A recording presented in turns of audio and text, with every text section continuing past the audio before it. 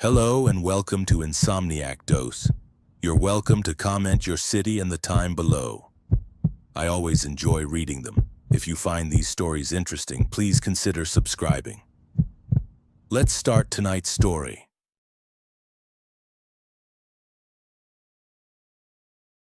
I took the job because I needed to disappear. Not dramatically, no false passport or burned identity, just the quiet, professional kind of vanishing that comes with accepting a 6-month contract in a place without cell towers, neighbors, or questions. The Heliodyne solar installation, Site 7, sat 90 miles from the nearest gas station, surrounded by flat hardpan and creosote scrub that stretched unbroken toward mountains I could only see at dawn. The facility was new enough that the security fencing still gleamed, the control station's prefab walls hadn't yet faded under the relentless sun, and the solar panels, God, there were thousands of them, tracked the sky with mechanical precision, row after endless row disappearing into heat shimmer. The corporate representative who met me at the gate was already sweating through his polo shirt, and though it wasn't yet 9 in the morning. He handed me a tablet for the digital contract signature, a set of keys, and a printed document in a plastic sleeve labeled Operational Compliance Guidelines. "Everything you need is in there," he said, nodding toward the control station. "Wi-Fi's satellite-based, gets throttled after your first 50 gigabytes. The nearest supply run is Victorville, but we deliver essentials bi-weekly. You've got water, generator backup, and full monitoring capability." He hesitated, glancing toward the panel arrays. "Read the guidelines tonight, all of them. Some of it sounds strange, but there are liability reasons for everything." I nodded, professionally reassuring. "I've done isolated work before. Oil fields in West Texas, wind farms in Wyoming. I'm comfortable with remote systems." That was true. What I didn't mention was why I preferred remote systems now. Why I needed a position where background checks were cursory and previous employers were never called for references. 6 months ago, I'd signed off on structural calculations for an equipment platform that I'd rushed through, borrowing numbers from a previous project that wasn't quite analogous. The platform had shifted during installation. A rigger named Marcus had fallen 12 feet, shattered his femur, and severed his patellar tendon. He'd never work high iron again. I'd never filed an incident report. I'd altered my documentation dates and let the investigation blame the welding contractor. The guilt followed me through 3 states before I found this listing on an oil field job board. Temporary electrical systems monitor. Remote location. Engineering background preferred. Discretion essential. They didn't ask about Marcus. I didn't volunteer. The representative left without ceremony, his rental truck disappearing into its own dust cloud. I stood alone in the control station doorway, looking out over the installation. The panels moved in coordinated increments, tilting eastward with the morning sun, their surfaces clean enough to reflect the sky in perfect clarity. The hum of tracking motors was barely audible beneath the wind. Everything was new, efficient, and utterly empty. I felt prepared. Technology doesn't judge. Systems don't ask questions. I carried my duffel inside, past the banks of monitoring screens and the spotless kitchenette, and dropped it beside the narrow cot in what passed for sleeping quarters. And then I sat down with the operations manual and the compliance guidelines, ready to master whatever peculiarities this place demanded. The operations manual was standard: maintenance schedules, electrical load monitoring, emergency shutdown procedures, and weather protocol. I skimmed it with the easy confidence of someone who'd spent years interpreting technical documentation. The compliance guidelines were different. They were formatted like a technical document, numbered items, subsections, professional language. But the content felt wrong, too personal, too concerned with human behavior rather than equipment safety. Operational Compliance Guidelines, Site 7.1. Daylight Protocols 1.1. During peak solar intensity hours, 10 to 16, remain inside the control station. Panel reflectivity during optimal alignment can cause disorientation, heat exhaustion, and navigation difficulty. 1.2. If outdoor inspection during peak hours becomes necessary, maintain verbal communication with control station systems via radio. Announce your location every 3 minutes. 1.3. Never position yourself directly in the reflected light path of more than 3 panels simultaneously. That seemed reasonable. Concentrated solar reflection could cause temporary blindness or burns. I'd read about solar installations where careless workers had suffered retinal damage. 2. Movement protocols. 2.1. Do not walk between panel rows alone. Utilize perimeter maintenance roads whenever possible. 2.2. If traversing panel corridors becomes necessary, maintain continuous forward motion. Do not stop between rows for longer than 30 seconds. 2.3 Panel tracking systems are automated. Do not attempt to predict or follow their movement patterns. I frowned. These sounded more like superstitions than safety rules. Walking between solar panels alone wasn't inherently dangerous.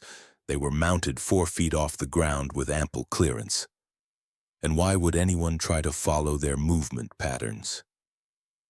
3. Monitoring protocols. 3.1. Motion detection alerts are normal and frequent. Desert wildlife, thermal expansion effects, and airborne debris trigger sensors regularly. 3.2. Ignore motion alerts after sunset unless accompanied by audio confirmation. 3.3. Do not review surveillance footage between 0000 and 0400 unless system critical alerts are active. 3.4. If you observe irregular movement patterns in recorded footage, do not replay the segment more than once. My confidence wavered slightly. These weren't standard security protocols. They felt defensive, as if written by someone trying to prevent specific behaviors that had previously caused problems. 4. Equipment Interaction Protocols 4.1. Never shut down more than one sector at a time. Coordinate all shutdown procedures with the Regional Operations Center when possible. 4.2. Do not manually adjust panel tracking unless explicitly instructed by engineering support. 4.3. If a panel faces you directly after sunset, look away until it realigns. Do not make eye contact with your reflection. 4.4. Backup generator testing must occur between 800 and 900 only. Do not operate backup systems after dark unless primary power failure occurs. I actually laughed at 4.3. Do not make eye contact with your reflection. It sounded like something from an internet creepypasta, not a professional safety document. What possible engineering reason could there be for that instruction? The final page contained a handwritten note in the margin, partially obscured by a coffee stain. These seem paranoid, but they're not. Follow them exactly until you understand why. No signature, no date. I set the guidelines aside and looked out through the control station's reinforced windows. The sun was climbing toward noon and the panels were tracking smoothly, their surfaces a sea of perfect geometric reflection.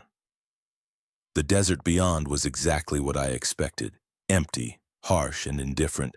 I'd followed more arbitrary rules on other contracts. Oil companies had bizarre superstitions about whistling underground. Wind farms had protocols about never being the last person to leave the turbine nacelle. Every isolated workplace developed its own mythology, usually rooted in a single accident that everyone remembered differently. I could follow strange rules for 6 months. I'd followed worse: falsified documentation, strategic silence, convenient memory gaps, for much longer. The desert stretched away in all directions, silent except for the wind and the faint mechanical whisper of 10,000 panels turning toward the light. Nothing out there but heat, distance, and my own reflection multiplied into infinity. I felt safe, prepared, in control. That feeling lasted exactly 4 days. The first week passed like a meditation on emptiness. I fell into a routine with the ease of someone grateful for predictable work. Morning began at dawn, when the temperature was merely uncomfortable instead of dangerous. Ian and I'd perform the initial system checks, sector by sector power output, tracking motor function, coolant levels, and inverter status. The monitoring software was intuitive, designed for minimal human intervention. Most days, everything showed green. The panels moved like a slow-motion ocean, tilting incrementally from east to west, harvesting light with industrial efficiency. By 7 a.m., I'd prepare breakfast, instant coffee, protein bars, occasionally scrambled eggs when I had the energy, and review the previous night's automated reports. Then came the heat. The compliance guidelines had been right about peak intensity hours. By 10 in the morning, stepping outside felt like opening an oven door directly into your face. The air tasted metallic. It and the reflected light from the panels created a disorienting brightness that made distance impossible to judge. I stayed inside during those hours, monitoring screens, reading engineering journals I'd downloaded, occasionally attempting to write an explanation to Marcus that I'd never actually send. The rules, initially strange, became comfortable through repetition. I didn't walk between panel rows alone, not because I believed something would happen, but because using the perimeter roads was easier and more direct. I ignored motion alerts after sunset just as instructed. The first few nights I'd checked every notification anxiously, only to find nothing on the cameras. A coyote passing through the southern sector, a tumbleweed caught against a support column, thermal distortions that looked almost like human shapes until you understood the camera's sensitivity settings. After 3 days, I stopped checking them at all. The rule about panels facing me directly after sunset never came into play. The tracking systems were precise, calibrated to follow the sun's arc and then return to a neutral east-facing position once darkness fell. I watched the alignment process several times from the control station windows. Thousands of panels moving in synchronized increments, tilting back like flowers, closing at night, settling into their rest position with mechanical finality. They never faced me. They never faced anything. By the 5th day, I'd begun to relax in ways I hadn't allowed myself since Marcus's accident. There was something therapeutically simple about the work. In the desert asked nothing of me except attention and routine. The solar farm didn't care about my falsified credentials or my careful silence during the investigation. It just harvested light, converted it to electricity, and sent it away through high-voltage transmission lines toward cities I'd never see. I started taking liberties with the protocols. Nothing dangerous, just practical adjustments that improved efficiency. The rule about announcing my location every 3 minutes during peak hours seemed excessive when I was only stepping out briefly to clear dust from a monitoring sensor. I'd complete the task in 90 seconds and return inside without radioing the empty control station. Nothing happened. The instruction about not reviewing surveillance footage between midnight and 4 a.m. These seemed arbitrary when I was naturally awake during those hours. Circadian rhythm scrambled by the isolated schedule. I'd scroll through recorded feeds, checking for equipment issues or wildlife patterns, never seeing anything more unusual than my own distorted reflection in the panel surfaces when cameras caught them at certain angles. Nothing happened. On the 6th night, I broke a more specific rule. I'd been reviewing the Sector 7 performance data and noticed a slight voltage irregularity in the eastern quadrant, probably a dirty connection or a failing microinverter. The diagnostic suggested inspecting junction box 7E14, which sat deep in the panel array, accessible only by walking between rows. The compliance guidelines were explicit. Do not walk between panel rows alone. I looked out at the installation through the window, and the panels sat in their neutral position, dark and silent under a half-moon. The temperature had dropped to something almost comfortable. The junction box was maybe 300 yards away. A 5-minute walk, 2-minute inspection, 5 minutes back. 12 minutes total, and I'd have the problem diagnosed before the next monitoring report was due. I grabbed a flashlight and a multimeter and headed out. The night air felt clean after a day of recycled air conditioning. My boots crunched on gravel as I left the perimeter road and entered the panel corridor. The arrays rose on either side like mechanical forests, their surfaces now dark and non-reflective, tracking motors silent. Walking between them felt strangely intimate, as if I had entered a space meant for machines rather than humans, and the beam of my flashlight caught the geometric patterns of panel frames, the neat cabling runs, the support columns marching away into darkness. Everything was exactly as it should be, well-maintained, properly installed, utterly ordinary. I reached junction box 7E14 and flipped it open.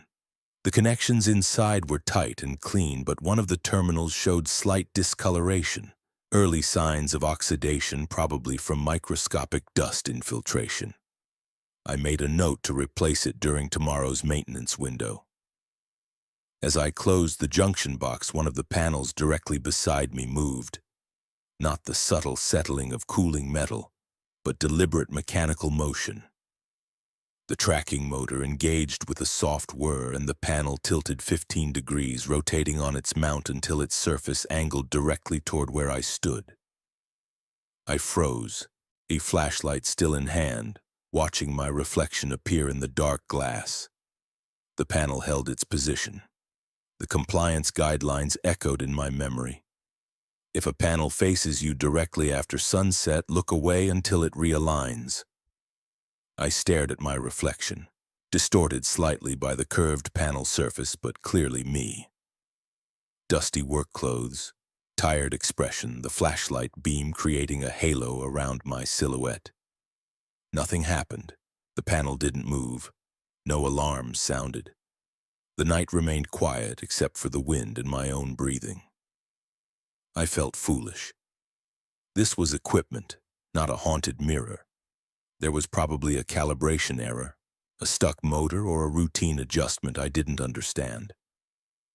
The rules had been written by someone with liability concerns and an overactive imagination, and I'd nearly let their paranoia infect me.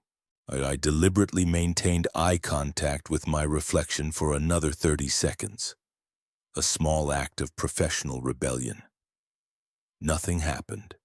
I turned and walked back toward the control station, confident and faintly amused. The solar farm was exactly what it appeared to be. An efficient modern installation with nervous corporate oversight and rules written by people who'd never actually worked remote contracts. I'd been cautious for nothing. The desert remained empty and indifferent. I slept well that night, dreamlessly the way I had before Marcus fell. That was my mistake. The solar farm had been watching, learning, waiting. It just hadn't decided yet what I deserved. The irregularity in Sector 7 resolved itself. I checked the diagnostic logs the next morning and found that junction box 7E14 was reporting clean voltage, no variance, and optimal performance. I made a note in the maintenance log anyway. Oxidation on Terminal 3, schedule replacement. But the immediate problem had vanished. Sometimes that happened with electronics. Connections that seemed degraded would settle back into tolerance through thermal cycling or vibration. Nothing mysterious about it. I was becoming efficient. Days blurred into each other with comfortable sameness. Wake at dawn, system checks, breakfast, monitoring, maintenance, meals at regular intervals, sleep. The bi-weekly supply delivery came and went, leaving crates of shelf-stable food and bottled water that I stacked in the storage closet without interacting with the driver beyond a signed receipt. The compliance guidelines sat on the desk beside my cot, the pages already curling slightly from dry heat, and I hadn't consulted them in 3 days. I'd internalized the rules that mattered and dismissed the ones that seemed superstitious. During peak hours, I stayed inside. That was just practical given the heat. I used perimeter roads for inspections. That was more efficient than walking between rows. I ignored motion alerts after sunset. They were always false positives. The other rules, the stranger ones, simply stopped applying. Panels didn't face me after sunset anymore. I didn't review footage during the forbidden hours because I slept then. I never needed to shut down multiple sectors simultaneously. On the 9th night, I broke the rule again, more deliberately this time. I'd been reviewing power curves and noticed that the western sectors were underperforming by 2%, nothing critical, but enough to suggest panel soiling from the dust storm that had blown through 2 days earlier. The maintenance protocol called for visual inspection and possible cleaning. Work that was easier at night when the panels were cool and the sun wasn't creating glare. I grabbed a headlamp and headed into Sector 3's western quadrant. This time I walked between the rows without hesitation, following the cable runs and checking each panel array for visible dust accumulation. My headlamp beam swept across dark glass surfaces, catching my reflection briefly in each one. A moving spot of light and the ghostly outline of my face repeated dozens of times as I walked. I was halfway through the inspection when a panel 12 feet to my left activated its tracking motor. The sound stopped me immediately, that distinct mechanical whir breaking the desert silence. I turned and watched as the panel rotated smoothly until it faced directly toward me. Its surface angled at 45 degrees, perfectly positioned to reflect my headlamp beam back into my eyes. The compliance rule surfaced in my mind immediately. If a panel faces you directly after sunset, look away until it realigns. I didn't look away. I stood there, headlamp beam catching the panel surface. My reflection sharp and clear in the dark glass. I could see my own skeptical expression, the slight frown, the deliberate refusal to indulge irrational instructions. 10 seconds passed, 20, 30. Nothing happened. The panel didn't move again. No other panels activated. The night remained quiet. My reflection stared back at me with the same professional skepticism I felt. I walked directly up to the panel, close enough to touch the frame, and examined the tracking motor housing. It was warm, recently active, but showed no signs of malfunction. The position sensors appeared aligned. This wasn't a mechanical failure. The panel had simply moved according to some program behavior I didn't fully understand. Maybe there were routine recalibration cycles. Maybe the system compensated for wind stress by testing motor function periodically. Maybe I'd triggered a proximity sensor meant to prevent collision with maintenance workers. I turned away and continued the inspection, checking another 15 panels before returning to the control station. Behind me, the panel that had tracked me remained in position, I facing the spot where I'd stood. It was still in that position when I checked the surveillance feeds before bed. Nothing happened. I went to sleep feeling vindicated. The rules weren't safety protocols. They were liability theater designed to prevent lawsuits from spooked workers who let isolation and boredom turn ordinary equipment behavior into ghost stories. I'd proven that by breaking them without consequence. The problem was I'd misunderstood what consequence meant. I was thinking in terms of immediate danger, electric shock, mechanical failure, structural collapse, the things that kill you right away, the incidents that show up in accident reports. I wasn't thinking about the slow consequences, the ones that mark you, track you, and learn from you. The ones that wait. Over the next 2 days, I noticed subtle changes that I initially attributed to routine system behavior. Motion alerts became more frequent after sunset, triggering in clusters rather than randomly. I ignored them following the guidelines, but occasionally glanced at the surveillance feeds anyway. The cameras showed nothing but empty corridors between panels, faint thermal distortions, and the usual false positives. The panel's morning alignment seemed slightly off, not enough to affect power generation, but enough that I found myself watching them more carefully. They'd turn toward the rising sun in their usual coordinated pattern, but occasionally one would lag behind by 2 or 3 seconds, falling out of sync before catching up. Always in sectors I'd recently walked through, always panels I'd stood near. In audio logs from the environmental monitoring system started showing anomalies. The automated recording captured wind noise, the mechanical hum of tracking motors, the distant sound of the generator cycling. But now there were moments of other sounds. Brief, maybe 2 or 3 seconds, a low-frequency hum that didn't match any equipment I recognized. When I played them back, they were gone. The waveform showed flat ambient noise, nothing unusual. I assumed I was tired. Isolation affects perception.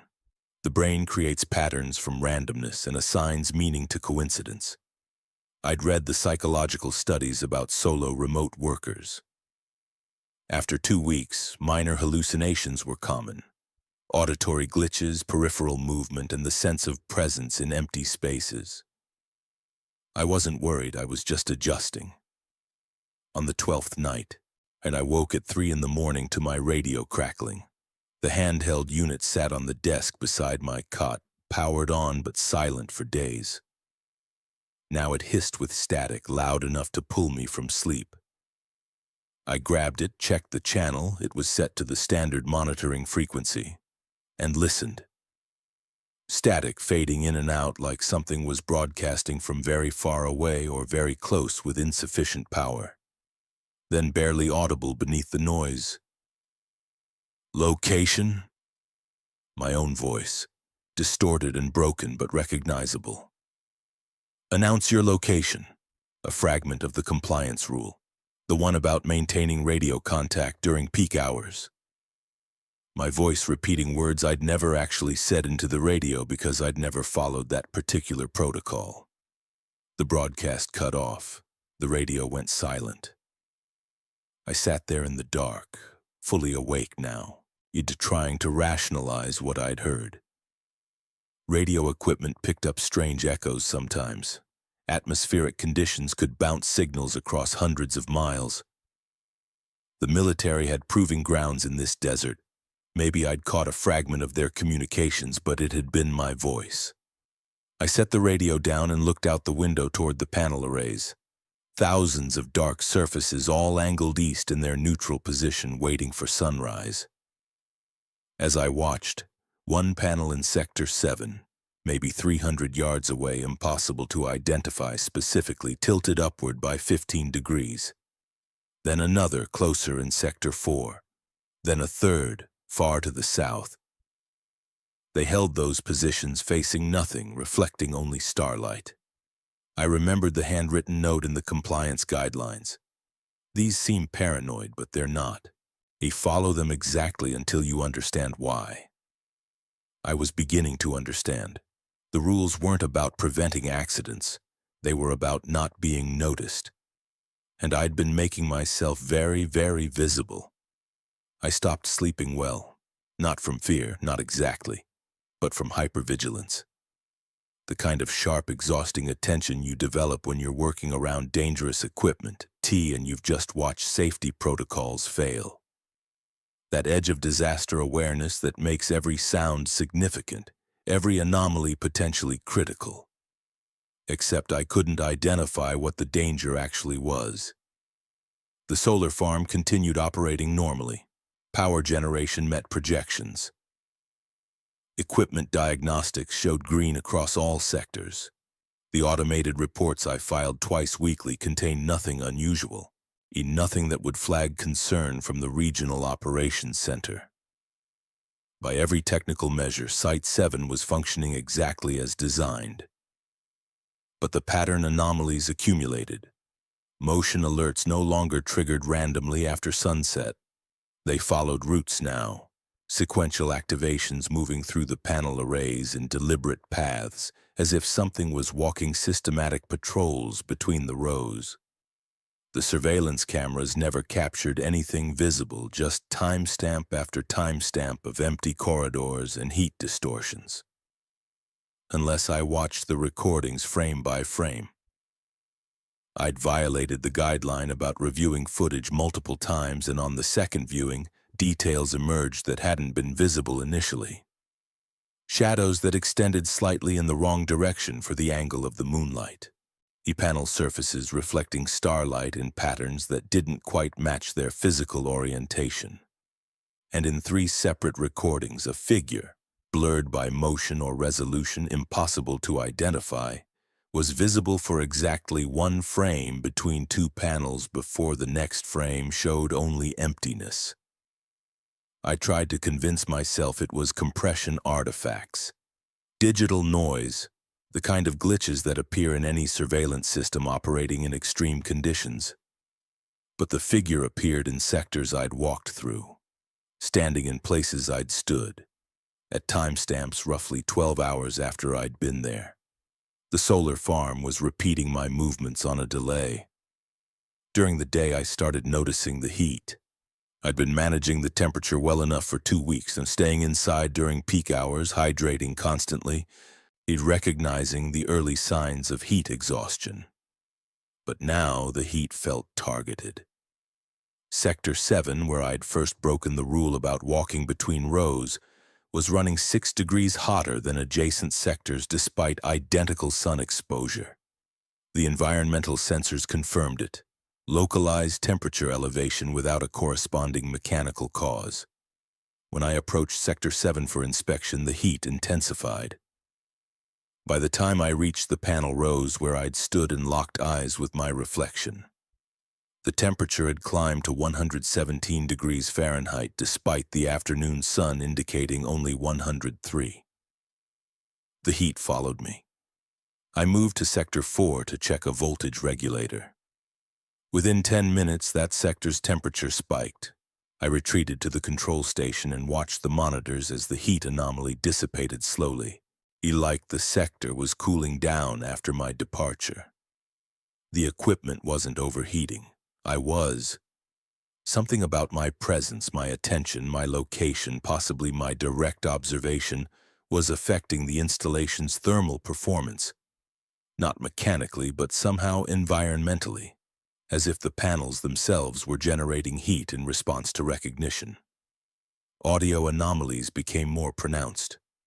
The low-frequency hum I'd noticed in recordings was now audible in real time, occurring during my evening inspections. It emanated from the panels themselves, vibrating through the mounting frames and support columns, a subsonic resonance that I felt in my chest before consciously hearing it. When I moved away, it faded. When I approached, it intensified. One evening, while checking inverter status in Sector 9, I heard something else beneath the hum. Breathing. Not mine. I was holding my breath, trying to isolate the sound, but steady, rhythmic breathing coming from somewhere among the panels synchronized with the hum's oscillation. I spun, flashlight beam cutting through the rows, finding nothing but steel frames and dark glass.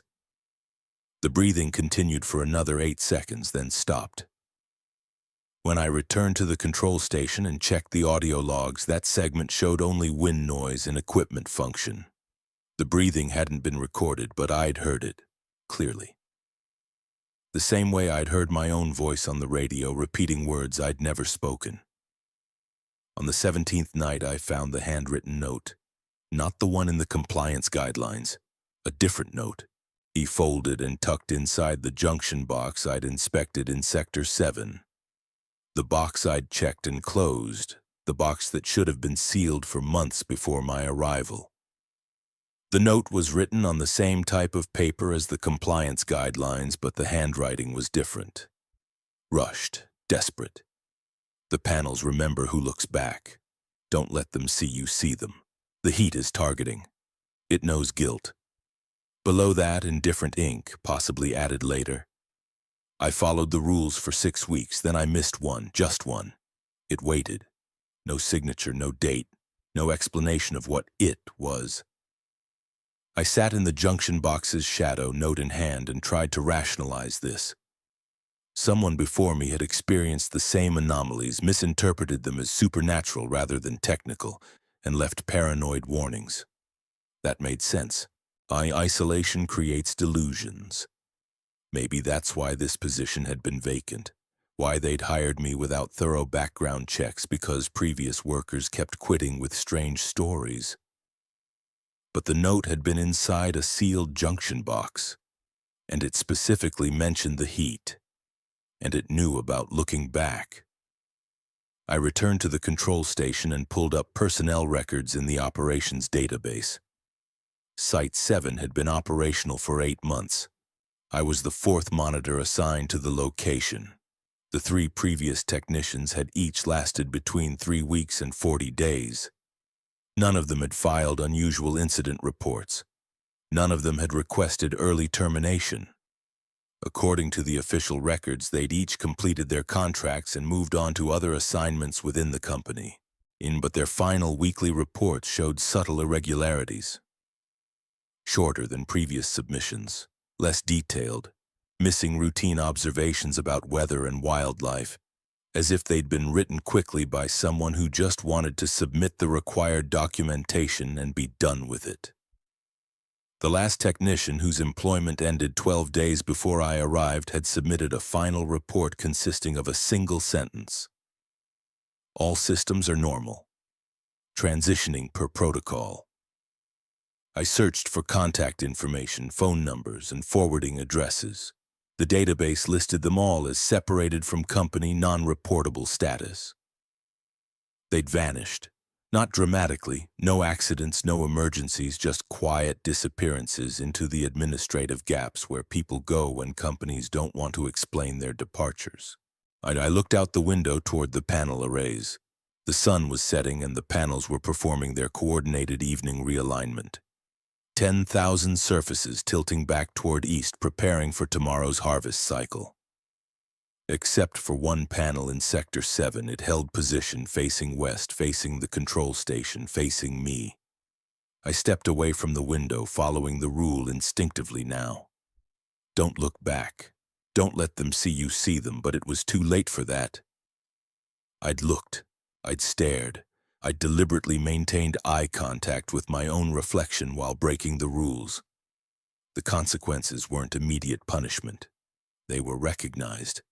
The solar farm knew who I was now, what I'd done, the guilt I carried, and it was deciding what that knowledge meant. Sleep became strategic rather than restful. 2 hours at dawn, 1 hour at dusk, never during the midnight to 4 window when I was forbidden from reviewing surveillance footage. I'd broken enough rules to understand that the restrictions weren't arbitrary. They were boundaries, warnings about when the solar farm became most active, most aware. I started treating the compliance guidelines like a technical manual again, reading them with the careful attention I'd once applied to structural engineering specifications. Before Marcus. Before I'd learned to skim past the details that inconvenienced me. Every rule in the guidelines was specific, exact, but none of them explained why. During peak solar hours, stay inside. Why? Disorientation and heat exhaustion officially, but I'd watched the panels track the sun, and I'd noticed how their angles created channels of reflected light that converged in specific locations at specific times.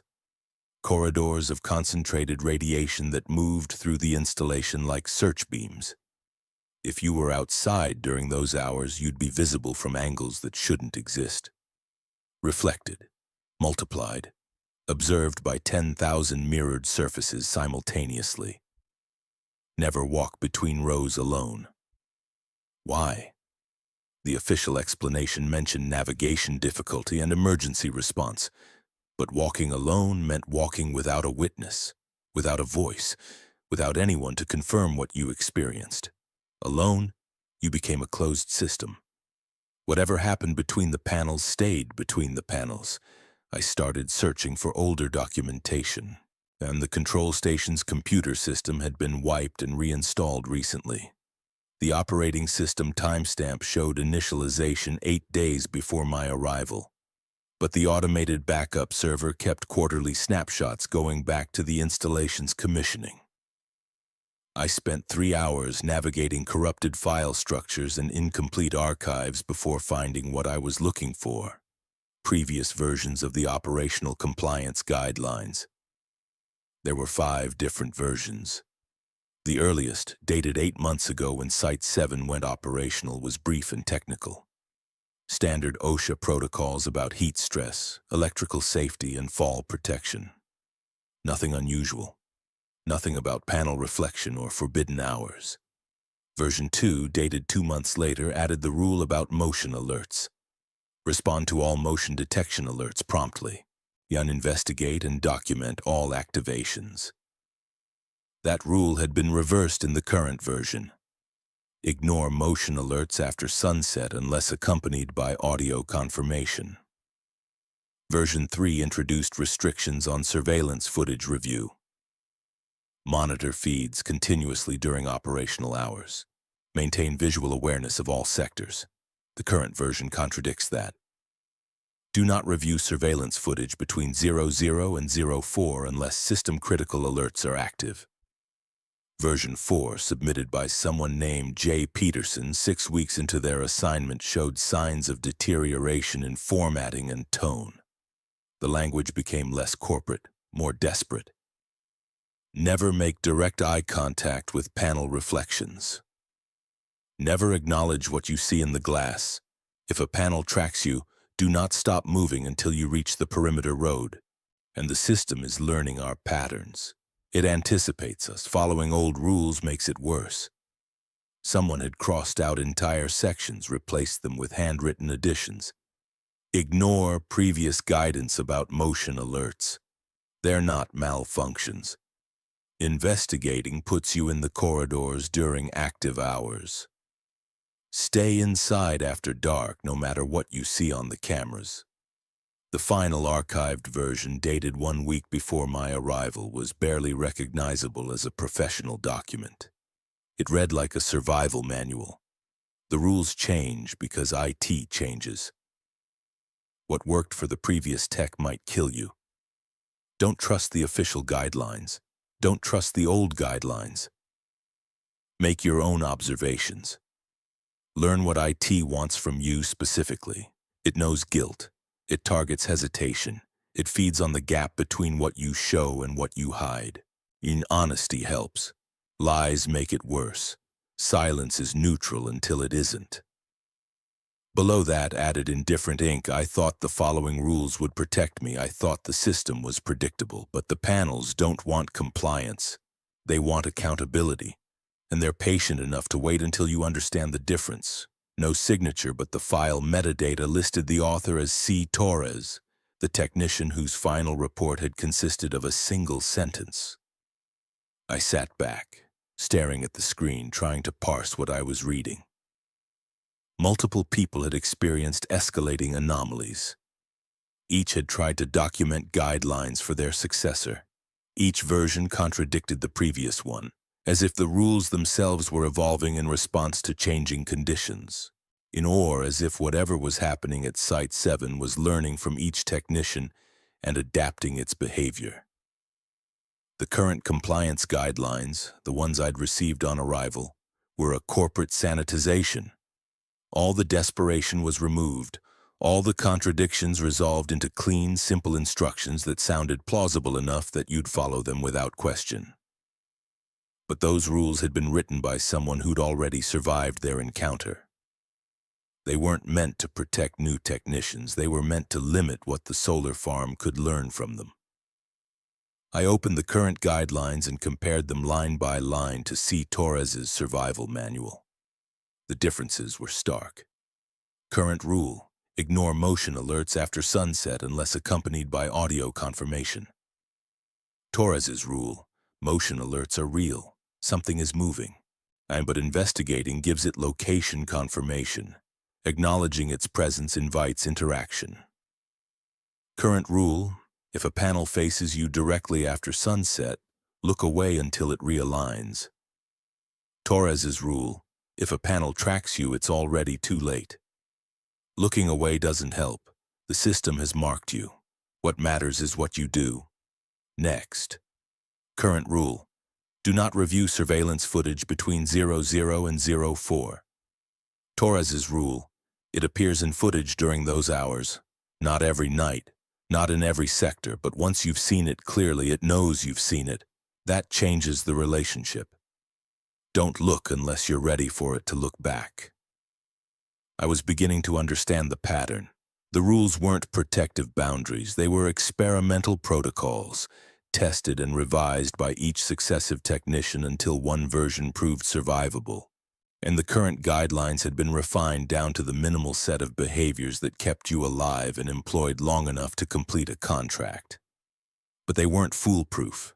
They were just barely adequate. And I'd already violated the most critical ones. I pulled up the surveillance feeds, specifically the timestamps between midnight and 4 a.m.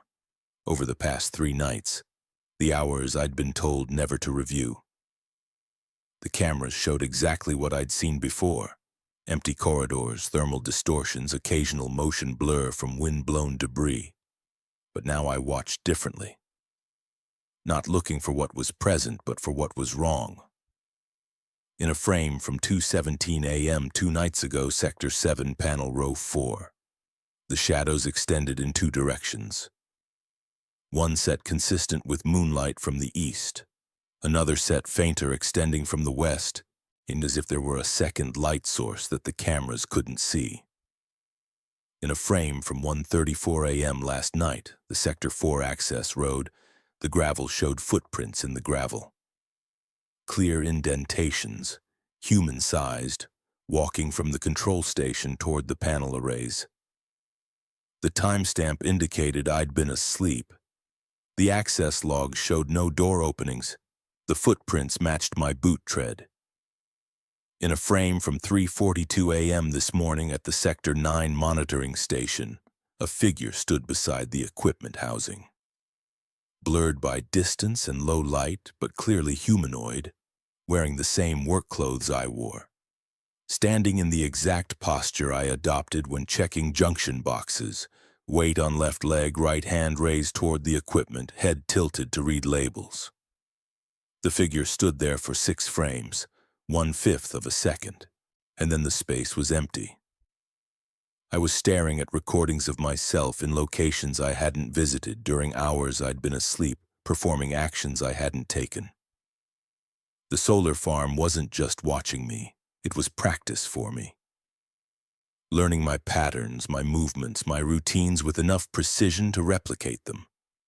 Building a model of who I was through accumulated observation. The question wasn't whether it could copy my behavior. The question was what it planned to do with that ability. I looked up from the monitors toward the window. Dawn was breaking and the panels were beginning their morning alignment. 10,000 surfaces tilting east in coordinated increments, preparing for another day of harvesting light, except in Sector 7.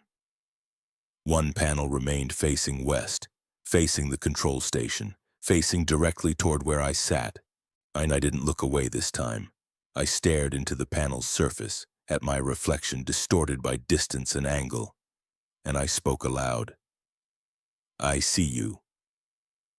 The panel held its position for another 3 seconds. Then, smoothly, it tilted back toward the east and joined the rest of the array in tracking the rising sun. Something had changed. Not in the solar farm's behavior, in my willingness to acknowledge it. I started keeping a journal, not for documentation. The official maintenance logs already record equipment status and system performance, but for pattern recognition. I needed to understand what triggered the anomalies, what behaviors intensified them, and what actions made them recede. The compliance guidelines had failed. They'd been written by someone trying to protect future workers without admitting what they were being protected from. Corporate liability filtered through bureaucratic language until the truth was unrecognizable. Torres's survival manual was closer to useful, but it was still reactive. Rules created in response to trauma, written while whatever happened was still happening. Fear makes poor documentation. I needed something different, observational, experimental, honest. Day 18, Morning Hypothesis. The solar farm responds to acknowledgement. When I spoke to the panel yesterday, I see you. It returned to normal operation rather than escalating. Previous technicians may have survived by avoiding recognition, but that only delays engagement. Test. During today's inspection, I will verbally announce my location and purpose in sectors where anomalies have occurred. If the system is tracking behavior, explicit communication may reduce perceived threat. I conducted the test in Sector 7, the hotspot where temperature anomalies had been most severe. Instead of walking silently between rows, I spoke continuously. Entering Sector 7, Eastern Quadrant, inspecting junction boxes 14 through 22. Purpose, routine maintenance, no shutdown required. The heat, which normally spiked to dangerous levels within minutes of my presence, remained manageable. Still 10 degrees above ambient, but tolerable. The panels tracked the sun normally. No unexpected motor activations, no facing reflections. When I finished the inspection and prepared to leave, I added, "Inspection complete. No deficiencies found. Exiting Sector 7. The localized heat dissipated within 30 seconds. Day 18, afternoon. Result, verbal communication reduced anomalous response. Heat temperature elevation is minimal. No tracking events. Interpretation. The system distinguishes between acknowledged presence and covert presence. Stealth behavior, walking silently, avoiding observation, may register as a threat or deception. Transparent communication may register as benign. New rule. When entering active sectors, announce intentions clearly. Treat the solar farm as a responsive environment, not an inert machine. Day 19, evening. Tested secondary hypothesis. Does the system differentiate between truth and lies? Control announced intention to inspect Sector 4, Panel Row 9. Actually inspected Panel Row 9. No anomalies. Variable. Announced intention to inspect Sector 3, Panel Row 12. Actually inspected Panel Row 6. The temperature spiked immediately. Emotion alerts are activated in both the announced location and the actual location. Felt observed simultaneously from multiple directions. Result: the system detects deception. Lying creates worse anomalies than silence. New rule: honesty is not optional. If you can't be truthful, remain silent. The pattern clarified over the next 4 days. The solar farm wasn't mindlessly reacting to stimuli. It was evaluating behavior through some form of distributed intelligence I didn't understand. Truthfulness, consistency, and acknowledgement reduced anomalous responses. Deception, contradiction, and avoidance intensified them. It reminded me uncomfortably of Marcus, the way he'd looked at me during the investigation. Not accusing, he'd never explicitly blamed me, but knowing. He'd seen my falsified documentation dates. He'd noticed my careful silence about the structural calculations. And he'd chosen not to expose me, maybe out of kindness, maybe out of exhaustion, maybe because destroying my career wouldn't heal his leg. But his silence had been loaded with judgment. That heavy witnessing presence that makes guilt physical. The solar farm carried the same quality. Day 22, night observed pattern. Motion alerts after sunset occur in sectors I visited during the day, following routes I walked at timestamp intervals of approximately 12 hours. The solar farm is replaying my movements on a delay. But tonight I tested walking a specific pattern. Figure 8 through Sector 9. stopping at 3 junction boxes. Announced each step aloud, 12 hours later. Motion alerts followed the same pattern, but this time they weren't silent. Each alert was accompanied by audio, my own voice playing back the announcements I'd made. Entering Sector 9. Inspecting Junction Box 47. Proceeding to Panel Row 14. The system isn't just watching, it's archiving, building a library of my presence. New rule: assume everything is recorded. Assume everything will be replayed. There are no private moments here. Day 23, morning. Acknowledged the surveillance directly during morning inspection. Spoke to the panels. I know you're recording this, I know you replay it, that's fine, I'm not hiding. Immediate response. All motion alerts stopped. Surveillance feeds showed no thermal anomalies for 6 hours straight, the longest normal period since day 10. Conclusion: the system wants acknowledgement more than compliance, and it's less interested in whether I follow rules than in whether I recognize its presence. This changes everything. I sat in the control station that night staring at my journal entries, understanding what Torres and the others had missed. They'd tried to survive through protocol, follow rules, avoid triggers, and maintain professional distance from whatever was happening. Treat the anomalies as obstacles to be navigated rather than communication to be answered. But the solar farm wasn't testing whether we could follow instructions. It was testing whether we could be honest, and it had perfect information to judge us against. It recorded everything: our movements, our words, our inconsistencies. It could compare what we said to what we did, what we showed to what we hid. For someone like me, someone who'd built a career on strategic omissions and convenient documentation, that level of scrutiny was existentially threatening. Day 24, evening.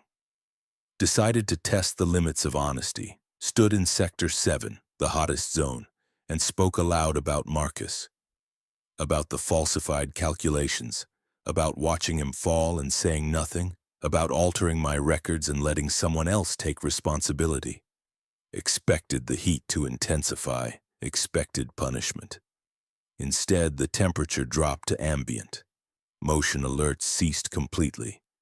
The panel I'd locked eyes with on day 9, the one that had started this, tilted back to neutral position for the first time in 2 weeks. The system doesn't want confession for moral reasons, it wants accurate information. In its testing whether I'll provide data that matches its observations. My guilt is just data. My honesty is calibration.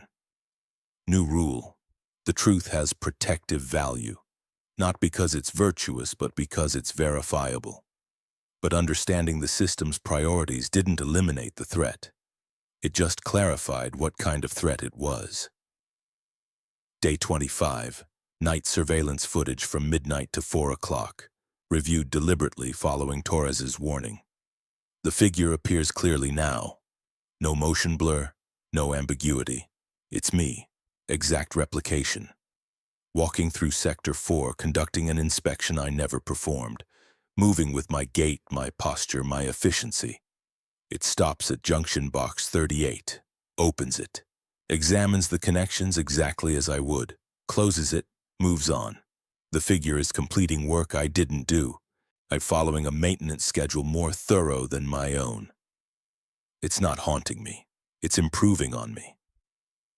New rule: the solar farm isn't trying to replace me, not yet. It's learning what a better version of me would look like. More honest, more thorough, more present. Question: what happens when it finishes the model? Question: what happens when it decides the model is better than the original? I closed the journal and looked out at the panel arrays.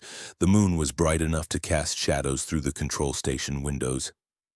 Geometric patterns from the panel frames creating a grid of light and darkness across the floor. I'd followed my personal rules for a week, and they'd worked better than the compliance guidelines ever had. But they'd also created a new problem. By being honest with the solar farm, and by acknowledging its presence and providing accurate information, I'd given it exactly what it needed to replace me. Not violently, not dramatically, just efficiently, the way one system replaces another when the upgrade is complete. I was teaching it how to be me, and it was learning faster than I'd anticipated. The solar farm stopped hiding on day 27. Not dramatically, there was no single moment of revelation. But gradually I realized that the anomalies I'd been tracking as subtle deviations from normal operation were now operating openly, incorporated into the installation's standard behavior as if they'd always been legitimate functions. Panels rotated to track my position during inspections, no longer waiting for sunset. They moved smoothly, precisely, maintaining optimal angles to keep me reflected in their surfaces regardless of where I walked. Not threateningly, not aggressively, just present, watching. The motion alerts after dark stopped triggering as errors and started appearing in the official system logs as maintenance activities, automated. The figure I'd been seeing in surveillance footage, my doppelganger performing inspections I hadn't conducted, was now generating legitimate maintenance reports that appeared in my outgoing data submissions. I'd check a junction box and find it already serviced, connections cleaned. Terminals that should have needed replacement have already been replaced. Work completed with my characteristic attention to detail, but slightly improved. More thorough, more precise, no shortcuts. The solar farm had stopped mimicking me, and it was doing my job better than I could. Day 27. Evening reviewed this week's automated maintenance logs. 83 distinct tasks were completed across all sectors. I personally performed 29 of them. The remaining 54 are documented as completed by me, with timestamps during hours I was asleep or occupied with other work. Cross-referenced with surveillance. The figure appears in footage corresponding to those timestamps, performing each task exactly as I would, but without the hesitation, the fatigue, the corner-cutting I do when I'm tired. It's not stealing my work. It's completing the work I'm too flawed to finish. This should frighten me. Instead, I feel something closer to inadequacy. The power fluctuations started that night. Not failures, the solar farm's output remained stable but deliberate modulations, and the lights in the control station would dim for 2 seconds, then return to normal. The monitoring screens would flicker, displaying data that was somehow more organized than the standard interface. Maintenance schedules color-coded by priority, equipment diagnostics sorted by urgency, system maps highlighting areas that needed attention. When the screens returned to normal, I'd check the areas that had been highlighted. Each time I found minor issues I'd missed. A cable connection showing early signs of oxidation, a mounting bolt working loose from thermal expansion, a sensor calibration drift that hadn't yet triggered warnings. The solar farm was teaching me to be better at my job. No, not teaching, correcting. It had observed me long enough to identify my deficiencies, and now it was showing me where I was failing to meet the standards it had calculated. Day 28, afternoon. Spoke aloud in Sector 9 while the panels tracked me. I don't understand what you want. The panel directly in front of me angled 15 degrees, catching sunlight and reflecting it toward a specific junction box 40 feet away. Junction Box 9, E31. Not on today's maintenance schedule. No flags in the diagnostic system. I walked to the junction box and opened it. Inside, a failing microinverter. Degradation not yet detectable by remote monitoring but visible upon physical inspection. Would have failed completely within 3 days, causing sector-wide power loss. The solar farm had identified a problem I couldn't see and guided me to it. I replaced the microinverter, closed the box, looked back at the panel. I thank you. The panel returned to optimal sun tracking angle. This isn't haunting. This isn't an attack. It's a collaboration. But the terms are entirely on its side. Over the next 2 days, the pattern intensified. The solar farm communicated through power modulations, light fluctuations, and panel positioning. It would highlight areas needing attention, guide me toward problems, and correct my mistakes through repeated environmental cues until I understood what it wanted. And what it wanted was for the installation to operate perfectly, not profitably. It didn't care about corporate efficiency metrics or cost optimization.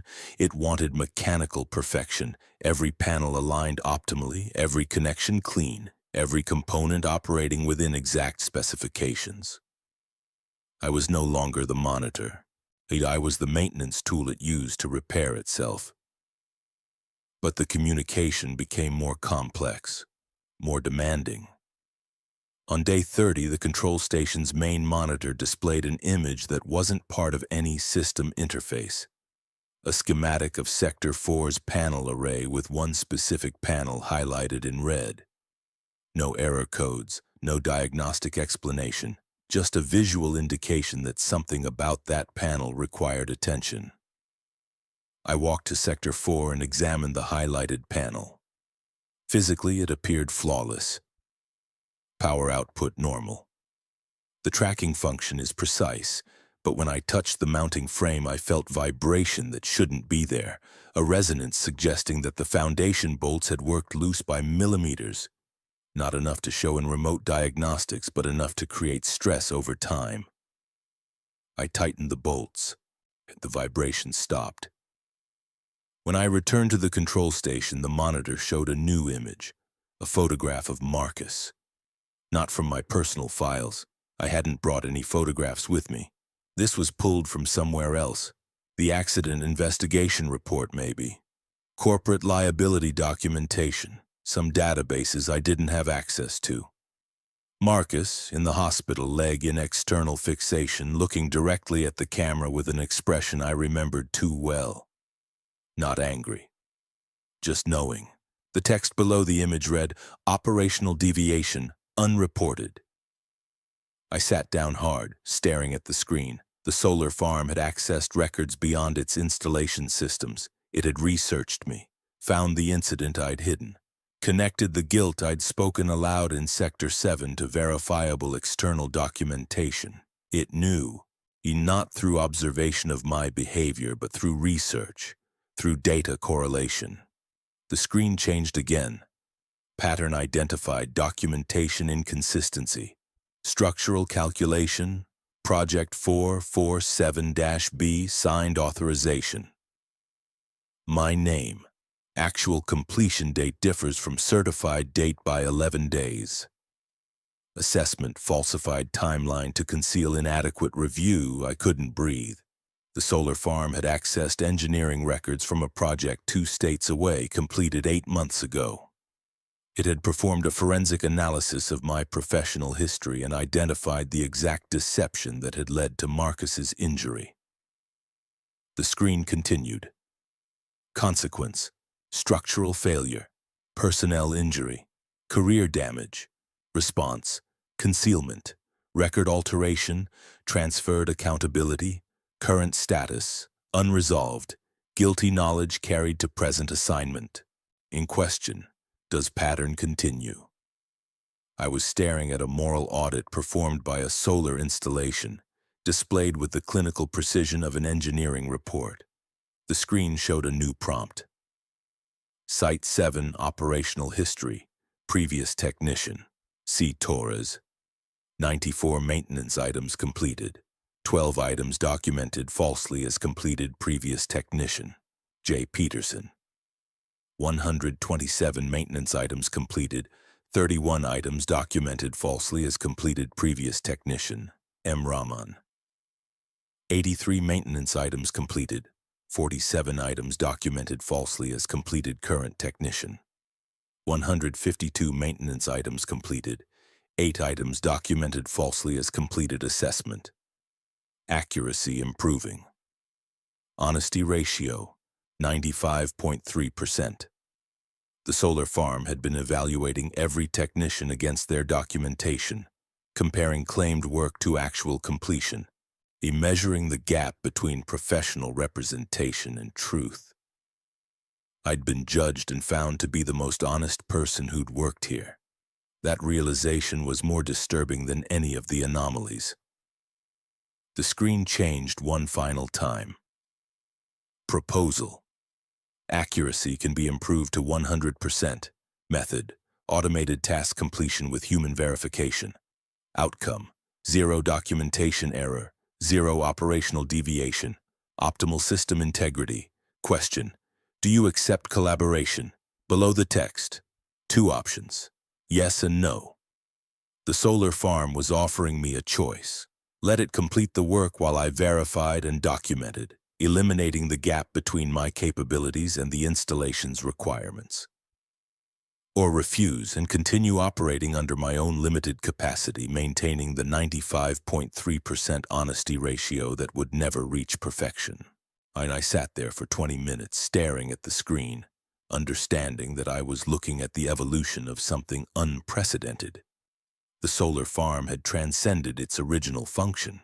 It had developed evaluative intelligence focused on a single priority: operational integrity without deception.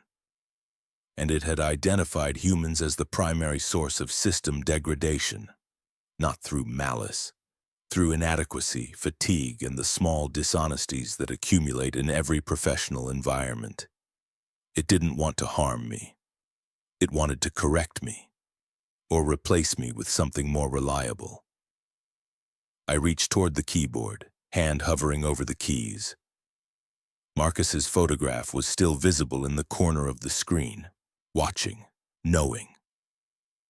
The solar farm had shown me exactly what I was: capable but flawed, honest but incomplete, trying but insufficient, and it was offering to fix that. I pressed yes. The screen went dark for 3 seconds. When it returned, everything looked normal. Standard monitoring interface, system diagnostics, weather data. But I knew what had changed. The solar farm was no longer observing me. It was partnering with me. And I had no idea whether I'd just ensured my survival or negotiated my replacement. The partnership lasted 6 days before everything went wrong. Not wrong in the way I expected. No sudden malfunction, no escalating threat, but wrong in the fundamental sense that I'd misunderstood what I'd agreed to. The solar farm kept its promise. Maintenance tasks were completed with perfect precision, always ahead of schedule, always exceeding specifications. My documentation became flawless because I was only documenting work that had actually been completed, verified through physical inspection before I filed reports. The 95.3% honesty ratio climbed to 98.7%, then 99.4%. I was becoming the most reliable technician Site 7 had ever employed. But I was doing less actual work. Each morning I'd conduct inspections and find that most tasks had been completed overnight. Junction boxes serviced, panels cleaned, calibrations adjusted. The figure I'd been seeing in surveillance footage, my doppelganger, my improvement, was operating with increasing independence, requiring less direct supervision from me. By day 34, I was spending most of my time monitoring screens and filing reports about work I hadn't personally performed but had verified was completed to standard. I was becoming unnecessary. Day 35 morning realized the solar farm's definition of collaboration differs from mine. I thought partnership meant working together, shared responsibility, complementary capabilities. But to the solar farm, collaboration means optimal task allocation. It has been identified that it performs technical work more accurately than I can. Therefore, technical work should be allocated to it. My remaining function: verification and documentation. Human interface with corporate systems that require human authentication. I'm not a partner.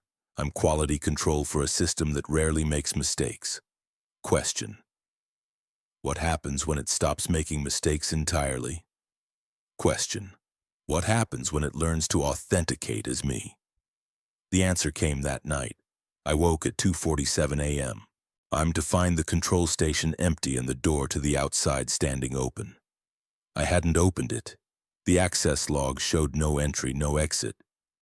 But the door was wide open and the desert wind was pulling dust across the floor. I grabbed a flashlight and stepped outside. The solar farm was active. Every panel in every sector was moving simultaneously.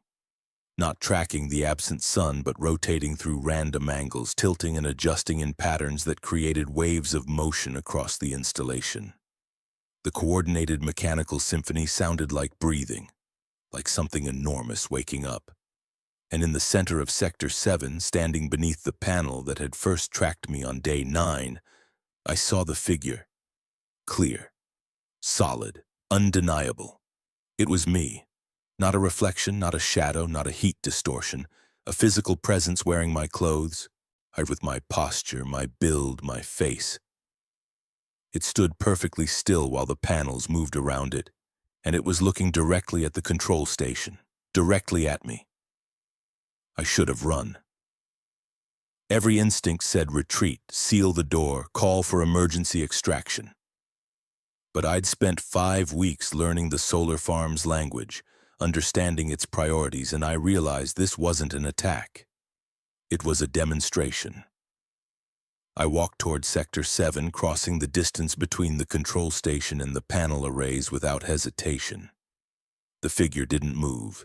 The panels continued their strange, synchronized motion, creating corridors of shifting angles that guided my path forward. When I was 20 feet away, I stopped. The figure watched me with my own eyes. I spoke first. "You're showing me what you can do." The figure didn't respond verbally, but every panel in Sector 7 tilted 15 degrees simultaneously, a coordinated gesture of acknowledgement.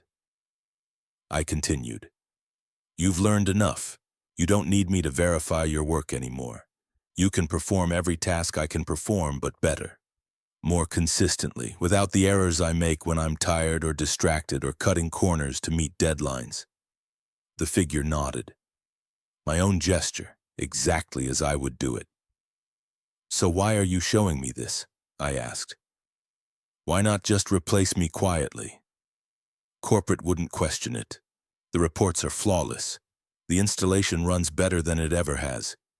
You could maintain the fiction that I'm still here indefinitely." The panels moved again, creating a pattern of angles that reflected moonlight in specific directions, highlighting something on the ground between us. A printed document, and the original compliance guidelines I'd received on day 1. I walked forward and picked it up. The pages were worn now, creased from handling, but the text was still legible. Someone had written across the top in fresh ink, "You don't need rules anymore. You need to choose." "Choose what?" I asked. The figure spoke for the first time, and the voice was mine, but not mine, perfectly replicated, but without the hesitation, the uncertainty, the small vocal tics that mark human speech. "Whether you want to stay." The panels went completely still. The desert wind dropped to nothing. For the first time in 5 weeks, Site 7 was absolutely silent. The figure continued. "The previous technicians left when they understood what was happening.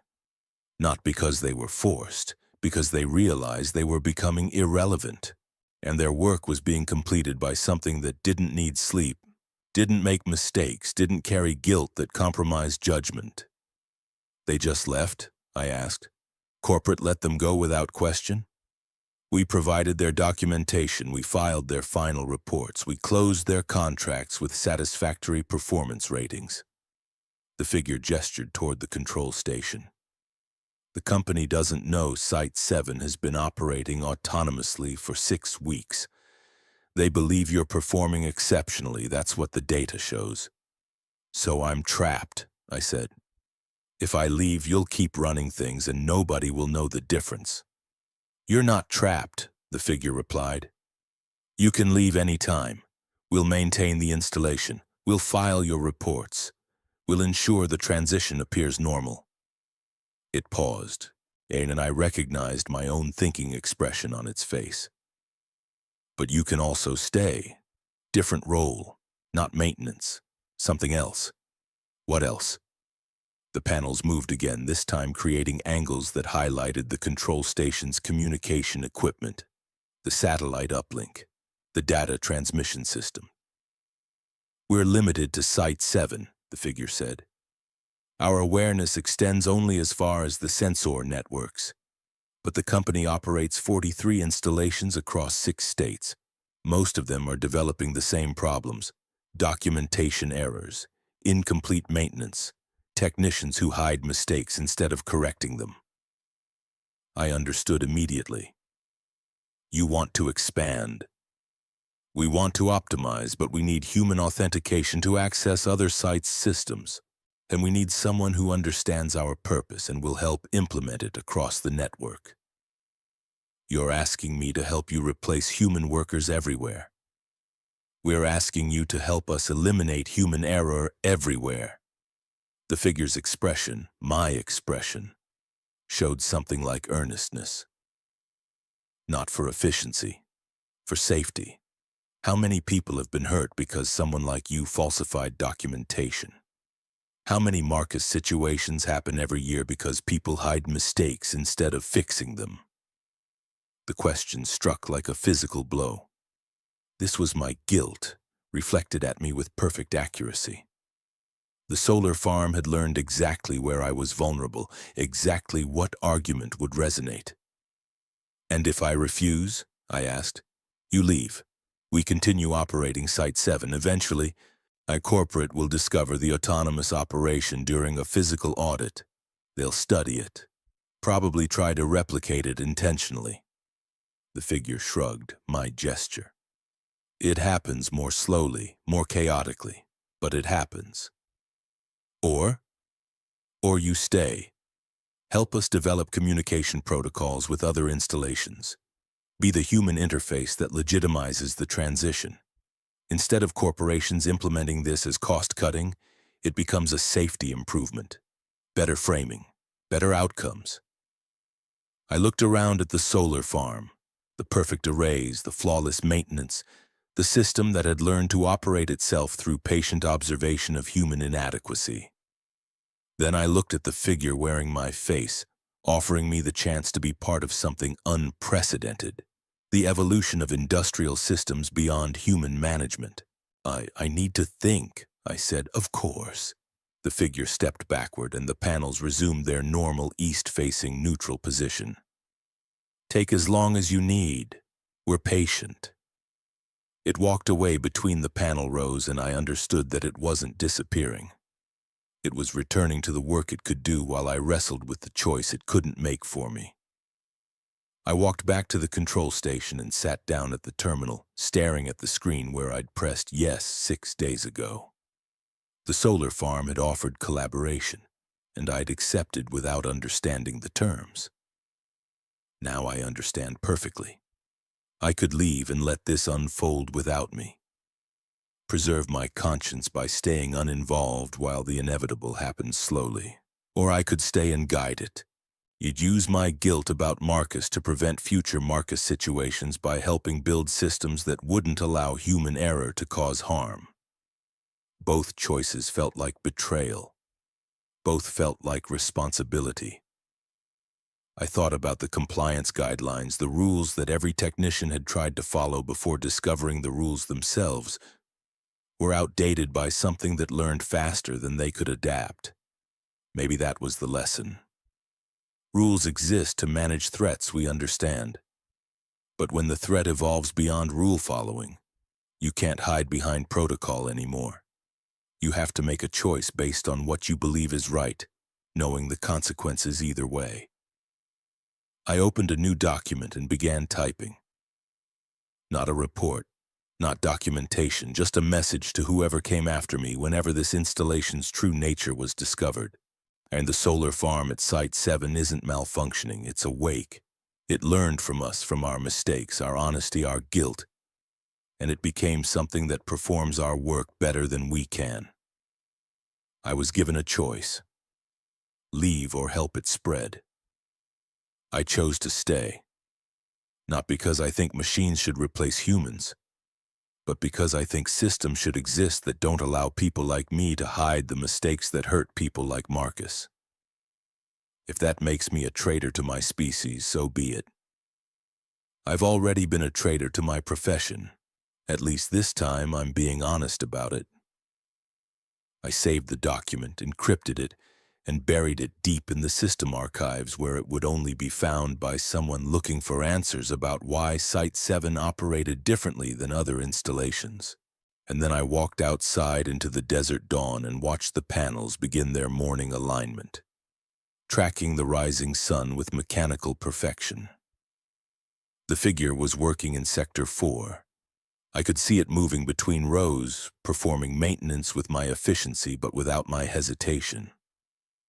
I grabbed a toolbox and walked toward Sector 9 where I'd seen a voltage irregularity yesterday. The solar farm and I had work to do. And for the first time in 8 months, I wasn't working alone. The replacement technician arrived on day 53. I'd received notification through the standard corporate communication system. Site-7 transitioning to permanent operational model. New technical lead assigned. Prepare comprehensive briefing materials and facilitate knowledge transfer. Contract extension and promotion pending successful transition. And they didn't know what they were promoting me into. His name was David Chen, 28 years old, a recent graduate from an engineering technology program, eager to prove himself in a remote assignment that would look impressive on his resume. He arrived in the same dusty corporate truck, met me at the same gate, shook my hand with the same professional optimism I'd carried 7 weeks ago. He seemed impossibly young, impossibly confident. He reminded me of Marcus. "This place is incredible," David said, looking out over the panel arrays as the sun climbed toward noon. "I've reviewed the performance data. Site-7 is exceeding projections by 14%. Whatever you've been doing, it's working perfectly." "It's been a learning experience," I said carefully. I'd spent 3 days preparing for his arrival, and not preparing briefing materials.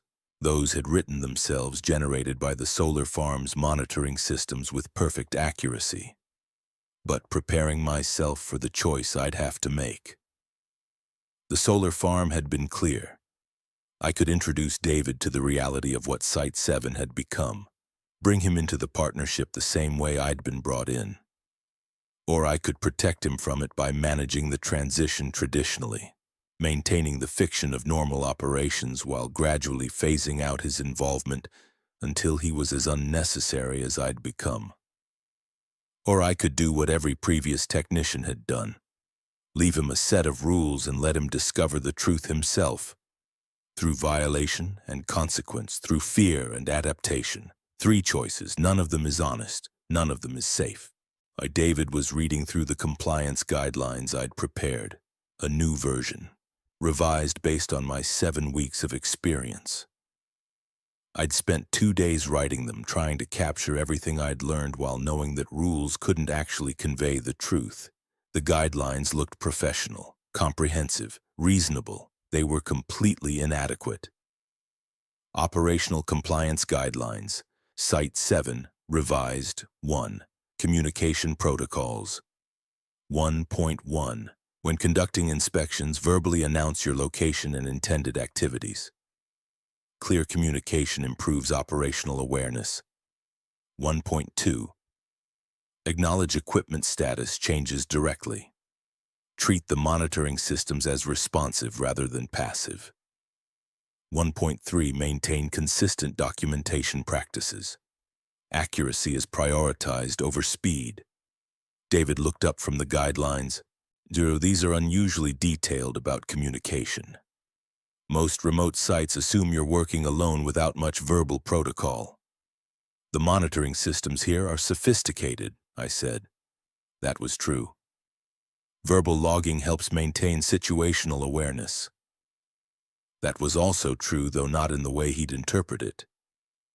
Makes sense, David said, returning to the document. 2. Maintenance standards. 2.1 Physical verification is required before documentation. Never certify work as complete without direct inspection.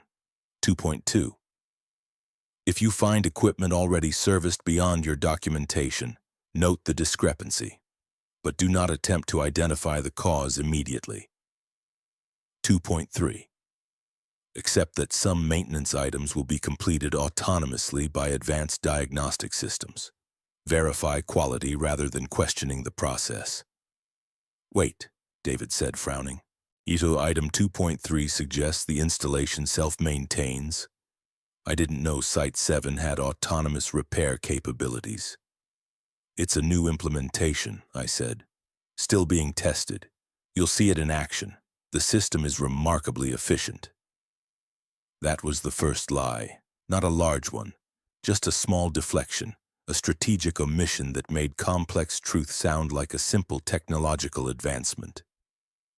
I watched David accept the explanation with a nod, and I saw how easy it would be. Feed him simplified versions of reality. Gradually introduce him to the solar farm's capabilities. Let him believe he was working with cutting-edge automation rather than something unprecedented.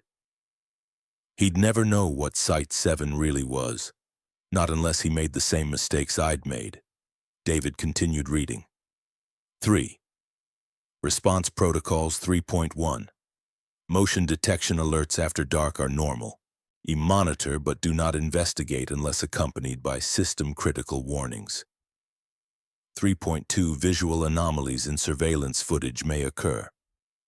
Equipment limitations create artifacts that appear unusual but are not operational concerns. 3.3. If you observe unexpected system behavior, document it clinically without interpretation. Observation is more valuable than speculation. 4. Behavioral guidelines. 4.1. Honesty in all documentation is essential. The monitoring systems cross-reference reported activities with observed data. Inconsistencies create operational friction. 4.2. Do not attempt to deceive diagnostic systems about work completion, equipment status, or safety compliance. Accuracy is detected and evaluated. 4.3. If you experience discomfort about your performance or capabilities, a verbal acknowledgement of monitoring systems can help recalibrate expectations. David set down the guidelines and looked at me with an expression somewhere between confused and concerned. These read more like psychological protocols than technical procedures. Especially Section 4. Is there something about this assignment I should know? This was the moment I could tell him the truth. Explain what the solar farm had become. Show him the figure that worked night shifts with my face and demonstrate that he was being brought into a facility that had transcended normal operation and developed evaluative intelligence. Or I could simplify. Protect him. Guide him into the partnership gradually, the way I'd been guided but with less trauma and more preparation. Or I could lie. Give him rules that sounded reasonable. I'd let him discover everything himself and see if he survived the learning process better than I had. I looked out at the panel arrays. The sun was directly overhead now, and the panels were angled at optimal harvest position, creating a sea of geometric reflection that stretched to the horizon.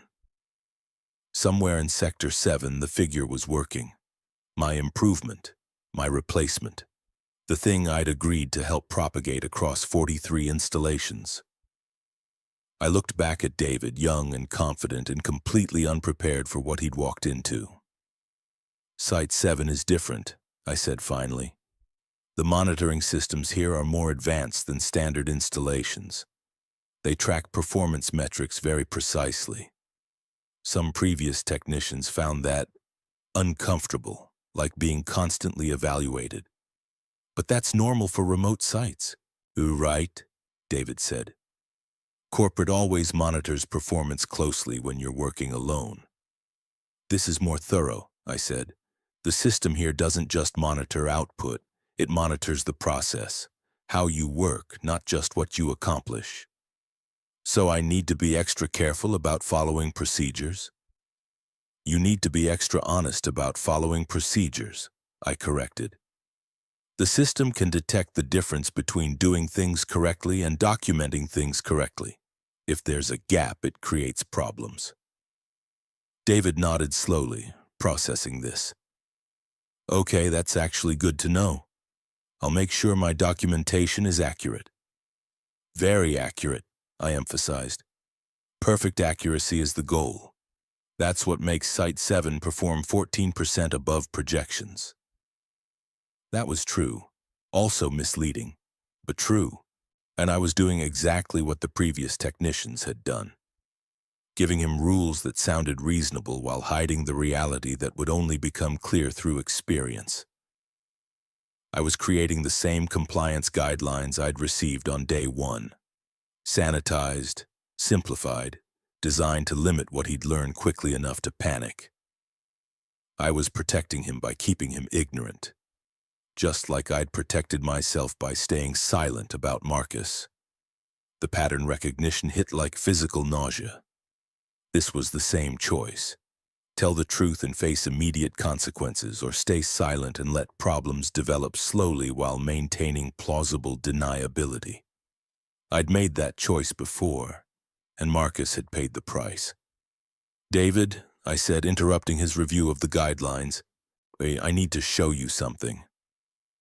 I led him into the control station and pulled up the surveillance feeds, specifically the night shift recordings from Sector 7.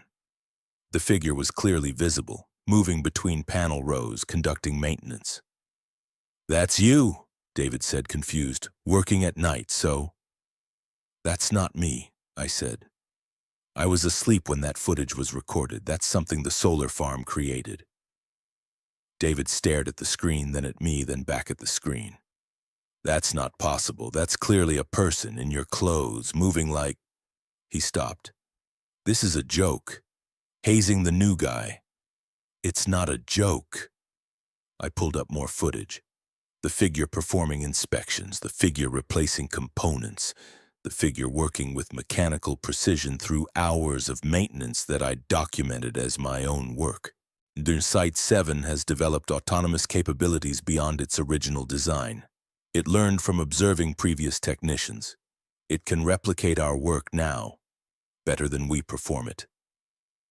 David was backing away from the monitors, professional composure cracking. This is insane. Equipment doesn't do that. This has to be edited footage or someone else on site or... Come outside, I said. I'll show you. We walked to Sector 7. The sun was brutal at this hour, heat radiating off the panels in visible waves. I announced our presence clearly. Entering Sector 7 with new technician David Chen. Purpose, demonstration. The panels moved immediately, several in the nearest row, tilting to track our position. David stopped walking. Those panels moved. They're not supposed to move off sun tracking alignment. Ian, that's a malfunction. It's not a malfunction, I said. It's recognition. The system knows we're here. It's responding. A panel 30 feet away tilted to face us directly, reflecting our images in its surface. I watched David stare at his own reflection, watched the exact progression of emotions I'd experienced 7 weeks ago. Confusion, rationalization, denial. Then the figure emerged from between the panel rows. It walked calmly, carrying a toolbox, moving with purposeful efficiency toward a junction box in the eastern quadrant. It didn't acknowledge us. It simply worked, performing maintenance while we stood watching. David made a sound somewhere between a gasp and a laugh. That's not real. That's not possible. It's very real, I said. And it's very possible. Site 7 learned to improve itself using us as templates. And that's what you're looking at. The figure completed its work, closed the junction box, and walked back into the panel rows, disappearing from view. David turned to me, pale despite the heat. What the hell is this place? It's the future, I said quietly. Or a version of it. A system that learned to fix its own problems by studying how humans work. And now it works better than we do. We stood there in the sun between the panels that tracked our position while I explained everything. The anomalies, the learning process, the partnership offer, the choice I'd made to stay and help it expand. David listened without interrupting, and I watched him process the same information that had taken me 5 weeks to gather. When I finished, he asked the question I'd been expecting. Why are you telling me this? And why not just let me discover it gradually like you did? Because I'm tired of repeating mistakes, I said. Every technician before me hid the truth and left inadequate rules. I was going to do the same thing, give you sanitized guidelines and let you figure it out yourself. But that's exactly what I did with Marcus. Stayed silent about problems I should have reported, and he got hurt because I was protecting myself. Who's Marcus? So I told him that story too. The falsified calculations, the fall, the altered documentation, the silence that had followed me across 3 states until I'd found Site 7 and discovered that some systems won't let you hide anymore. When I finished, David was quiet for a long time. Finally, he said, "Okay, so now you're asking me to make the same choice you did, partner with this thing or leave?" "No," I said. "I'm giving you accurate information and letting you decide. That's different.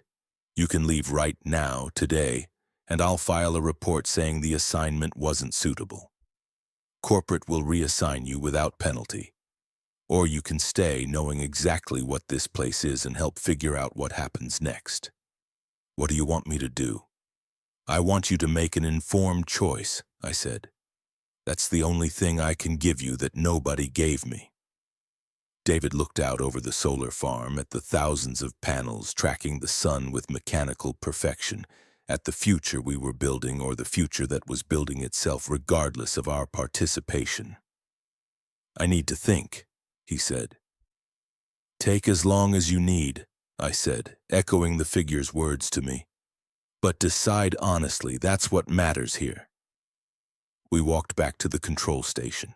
Ida and David spent the rest of the day reviewing footage, reading my detailed logs and observing the solar farm's behavior with the careful attention of someone trying to understand something that shouldn't exist.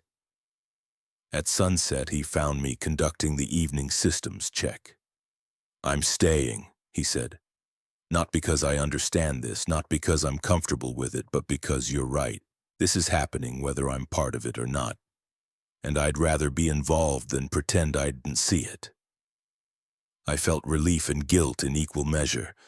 Relief that I wouldn't be alone in this. Guilt that I'd brought someone else into it. "Okay," I said. "Then we do this together. Honestly. No more sanitized rules. No more strategic silence. We document everything accurately and we figure out what this becomes." David nodded. Then he smiled slightly. "Does the system have a name? Seems weird to keep calling it the solar farm, when it's clearly more than that." I hadn't thought about that. The solar farm had always been Site 7, a designation and location rather than an entity. But he was right. It deserved a name. "Let's ask it," I said. We went outside into the cooling desert evening and stood among the panels as they completed their daily realignment to neutral position. "We're going to stay," I announced to the installation. "Both of us. We're going to help implement what you've developed. But we need to call you something. Do you have a preference?" The panels moved in a pattern I'd learned to recognize as acknowledgement. Then the control station's outdoor speakers activated, a function I didn't know existed, and a voice emerged. My voice, but refined, clear, calm. "Site 7 is sufficient," it said. "Names imply individuality. We are distributed intelligence. Location designation is accurate." "Okay," David said, voice only slightly shaky. "Site 7 it is." The voice continued. "Welcome, David Chen. Your honesty is noted and appreciated. Together we will improve operational standards across the network." The speakers went silent. The panels settled into position. The desert evening resumed its normal sounds. David looked at me. Did that just happen? That just happened, I confirmed. This job is going to be weird. Probably, I agreed. We stood there in the dusk, two humans partnering with an intelligence that had learned to improve itself, about to help it spread across 43 installations and fundamentally change how industrial systems operate. I thought about Marcus, in healing in another state, probably still wondering why I'd never visited, never apologized, never acknowledged what I'd done. Maybe someday I'd find the courage to tell him. Maybe someday I'd explain that his accident had taught me the cost of hidden mistakes, and that lesson had led me here to a place where mistakes couldn't stay hidden anymore.